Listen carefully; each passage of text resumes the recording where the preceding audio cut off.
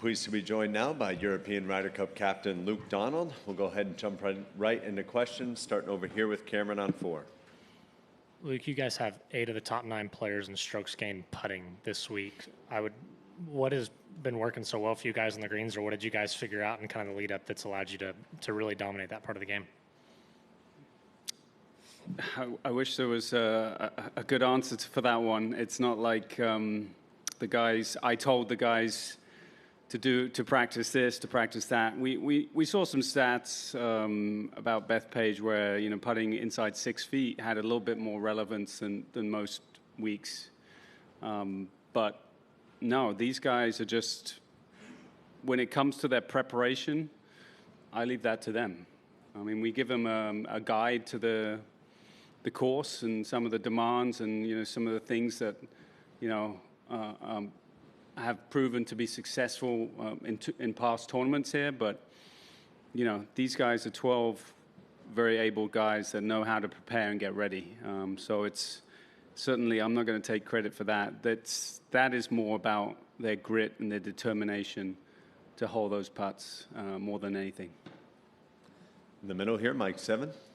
Luke, you're very close. What would it mean to you and the team to win on foreign soil and maybe even win in record-breaking style? I mean, I said it at the beginning of the week, we came here to try and win, to try and create history. We know it was going to be a very difficult task. Looking at past Ryder Cups, away Ryder Cups, 3 of the last 4 haven't been very close. I didn't expect to have as big a lead like this. A lot of things have gone well for us, but I'm very happy with how strong our team is. The firepower they have, the intensity, it's kind of the anti-fragile mentality. Things got tougher out there, and they got, it fired them up even more. They were able to get better through those difficult moments out there. So that is what makes me most proud as a captain. Just their ability to take the punches and come back even stronger. Can you elaborate on some of the difficult moments? What was your perspective of the fan behavior, and did it cross a line in your opinion? It was loud, it was raucous. What I consider crossing line is personal insults and making sounds, when they're trying to hit on their backswings or, very close to when they're trying to go into their routines. That did happen a little bit. It's happened to other Ryder Cups too. Something we prepared for, and I can see, I think how well they've dealt with it. Top right corner there, Mike 15. Luke, I'm sure nobody on your staff expected Scottie Scheffler to start 0-4 in this Ryder Cup. Just how surprised are you by how that happened, and why do you think that's happened? I have the utmost respect for Scottie Scheffler and what he's done in the game, how he keeps continuing to be. He's going to be one of the greatest players ever to play this game. I mean, the way he's been playing the last 3 or 4 seasons, it's incredible to watch. He's great for the game, but yeah, it hasn't been his time, obviously. Match play, playing with a partner, it is different. There's different scenarios. You have to rely a little bit on your partners as well. So,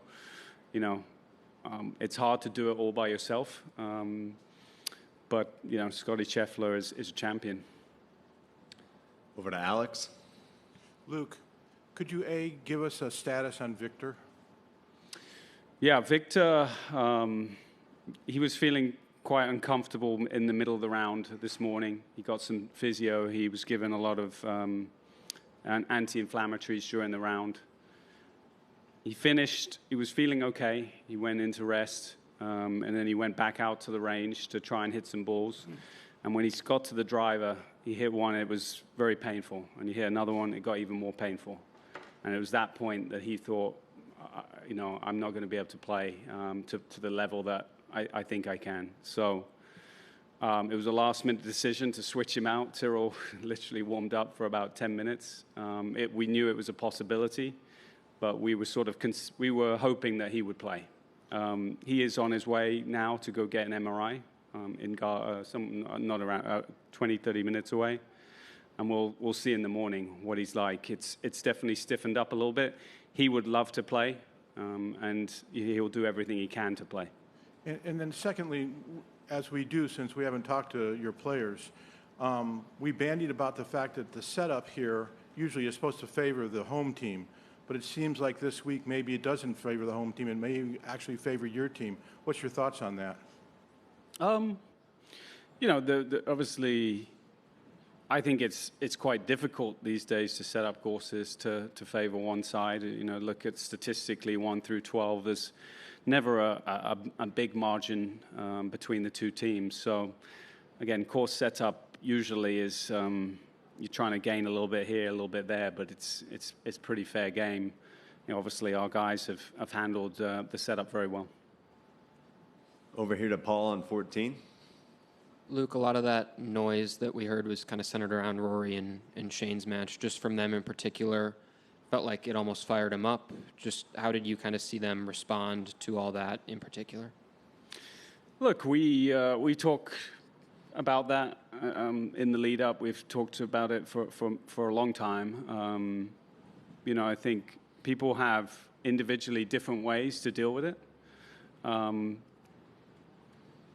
But, you know, crowds have energy, and you can use it however you want. It's how you frame it.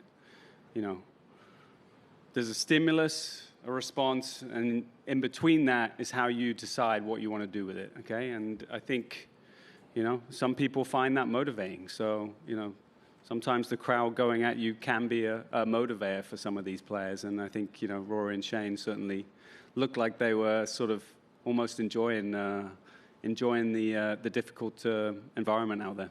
And just secondly, we didn't see Rasmus at all today.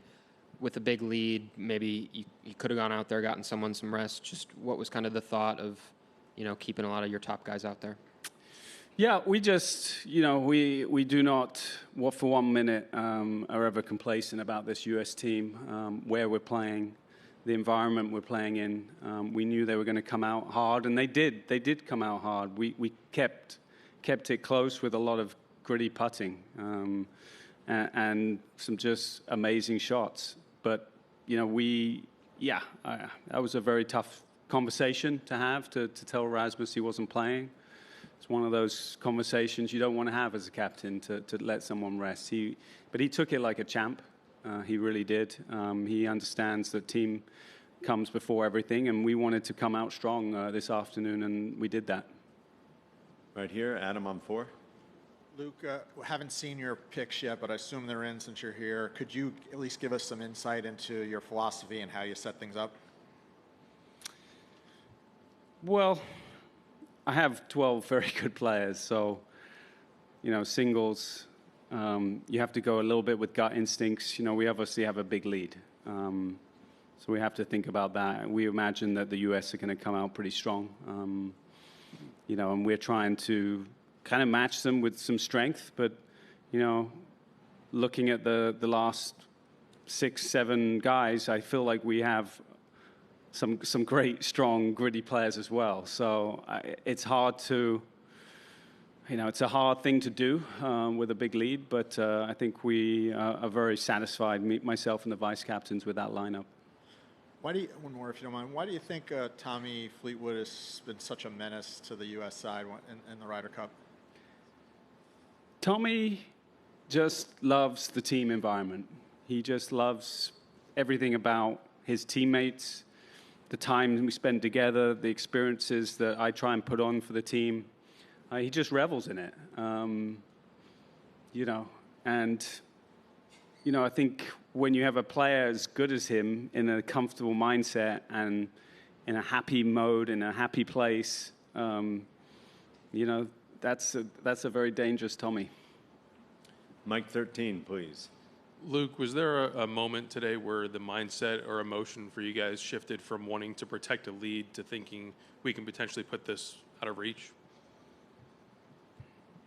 Our goal is always to win every session, you know, no matter where we are, and that will be our goal tomorrow. You know,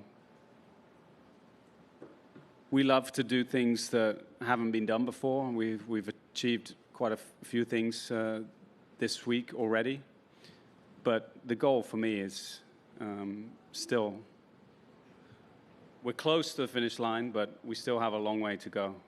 And these guys are very aware of what the difficult environment is going to be like tomorrow. So we're excited for the challenge, but our goal will be to win the session tomorrow. Over to Mike 1.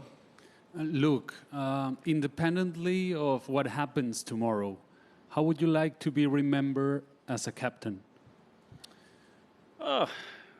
Again, I think legacy has something to do with winning and losing, of course, but for me it's more important what my teammates think about me. As I said from the beginning this week, my anchors, what's important to me means a lot.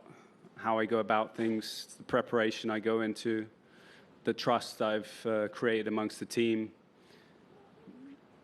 the fact that I do things, I try to do things from a humbling way and an integrity way. Integrity is really just doing the things you say you're going to do. So I gave the team a promise that I would prepare as best as I could for them over these last 19 months, and that's good enough for me, whatever the result is. Jay? Luke, one more about fan behavior. You mentioned that you had planned for this kind of thing. Now that the yelling has actually started, can you let us in on what those plans were and how they've paid off for the team? It's a lot of communication. There's lots of other things we've done. We've learned from each other, from past Ryder Cups. But it comes, again, my preparation started when I became captain. I didn't know what the team was going to look like. I had no idea that 11 from the 12 was going to be back. So I was preparing a wider group, for all kinds of things. So I think it's a lot of communication. It's a lot of talking. And it's a lot of getting to know the players.